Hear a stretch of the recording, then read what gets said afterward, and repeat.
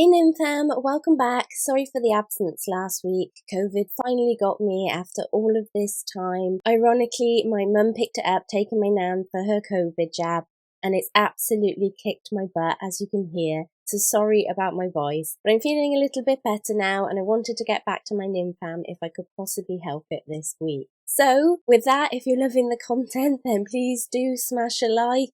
Let's try hit 60 likes on this video, that would be fabulous. Do pop me a comment below. How was Game Week 10 for you? Lastly, if you're new to the channel, then please do subscribe. I'm just 90 subs away from 6k, and it would be amazing to try and hit that before the World Cup. Okay, let's review my points from Game Week 10 before looking ahead to Game Week 11. So let's get into this. You'll notice going forward that I wildcarded last game week as documented on social media, so there's a few new faces here than there was in my last video. Pickford being one of them. Feel like I shouldn't have gone against the grain with this one and probably should have just got Gaeta in. He didn't get a clean sheet over Pickford, but he did at least get a save point. Everton's 2 clean sheets lured me in, and I hoped he would grab some save points from these 2 tougher fixtures. However, he got me just 1 point, but did also nearly get me out of my sick bed when he almost scored a goal at the end of the game. I'll have more of that, please, only next time. Please score, Jordan. Thank you. In defence, 2 of my lads showed up and 2 did not. Literally, Trippier, my man, been in my team since day 1, no clean sheet, no problem. 1 assist and 2 bonus points for 7 points towards my team total. James, on the other hand, was benched and came on for an annoying 1 point cameo. He needs to buck up soon. He's been really disappointing since game week 4. Guy came in as an auto sub for Mitrovic. I don't know why, I just didn't leave my attacking player as my first auto sub. I usually do. Andreas is usually there regardless. I think I was just hoping to cover any Palace clean sheet that might happen if it came, but it didn't, so sad times. Cancelo didn't like FPL managers talking about selling him to go all-out attack with City, and decided to remind us all what he could do with getting a goal, an assist, a clean sheet and 3 bonus points for 18 points. Cancelo, you believe it. In midfield, Zaha managed a late assist for 5 points. I'll take it, as last game week he was picked over Foden on my wildcard, and I was absolutely gutted, so he kind of owes me a lot going forward. Because of this, you'll notice there's no Salah here, and he was chosen on my wildcard. I did the very ballsy thing of selling Salah for Foden this week. I did what everybody told me not to do.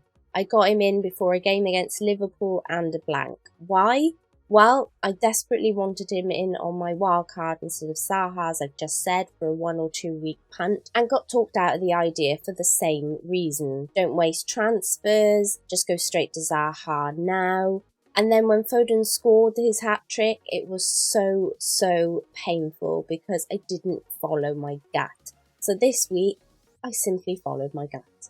Not that I didn't think that Salah could match him, but that I knew I wanted Foden against Southampton, and maybe beyond the blank fixtures too. So I'll cross the blank when I come to it. Salah blanked, so this week it worked out. Not saying it will work out every week, but for this week it was worth the transfer. Martinelli, another day 1 player. There was no way I was going to sell him on my wildcard, and he has repaid my faith. A goal and an assist against Liverpool is the stuff of dreams as an FPL owner and as an Arsenal fan. 12 happy points.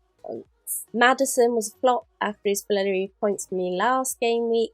Just 1 point from him. Up front, Haaland did it again. A goal for 12 points. Man is beastly. Mitrovic, as you guys know, was in my team, but he got auto-subbed out for Guy, so that's not brilliant. Hopefully he'll be back this coming game week. Tony was a new wildcard addition, blanked last game week, and got a bit lucky, I felt, with a penalty this game week. He did get a yellow card, so just 5 points from him. I'm hoping to catch one of his hauls at some point soon.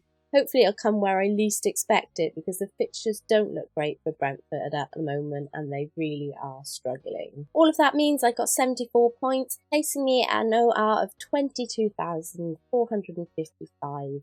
Another green arrow, and I'm feeling so grateful because I can't believe how many there's been so far this season. And also, it's still so squidgy in the rankings at the moment. I'm 11 points, just 11 points from top 1k, and just 10 points to slipping down to 50k.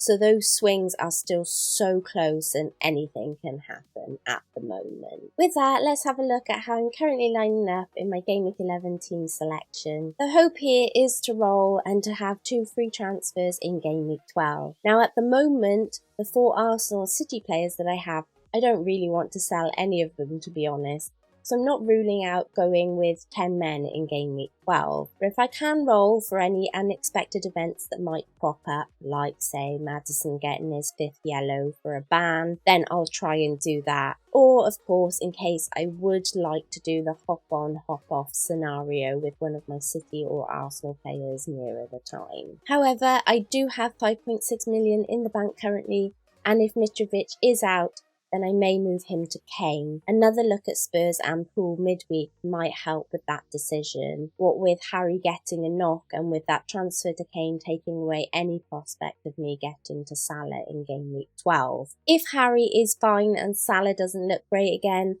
and Mitrovic is out, then that may well be my move, if any, this week. I do have plenty in the bank to move Andreas up for a 5th midfielder such as a Bowen, but to be honest, it's so hard to sell Andreas at his price when he just ticks along. So I don't think I will, but let's see how tempting somebody like Bowen gets. Or I can't believe I'm actually going to say this, but actually Trashard as well could be a possibility going forward. Captaincies for Game Week 11 is on Haaland.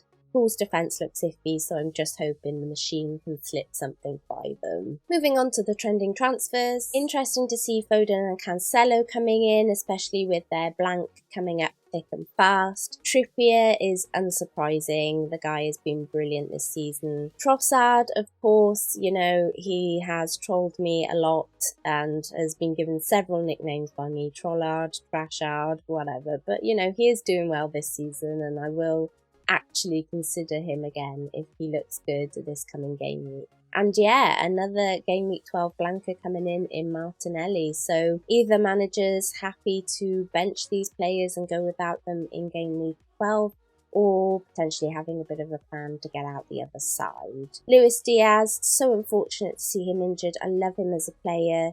Really gutted that he's going to be out for a while. Trent, a bit of a surprise.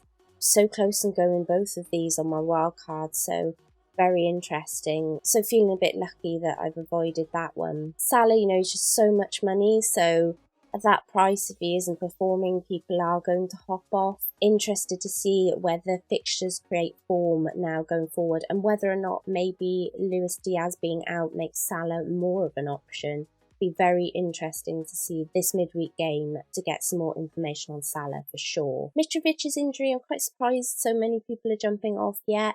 I would wait and see whether we're going to get some news ahead of that Bournemouth match because that's a great fixture for him, so I'm hoping he's going to start that. And Bernardo, a bit surprised people are still holding on to him, but not shocked that he's getting sold. And that's it. Thanks for watching. Thank you for bearing with me. If you want to continue helping me and the channel for more helpful tips and tricks and entertainment this season, then please do subscribe to the channel if you haven't already. It really does mean a lot. That 6k would be brilliant before the World Cup. But for now, please check out the sponsors of this video, fantasyfootballfix.com. Until next time, Lynn out.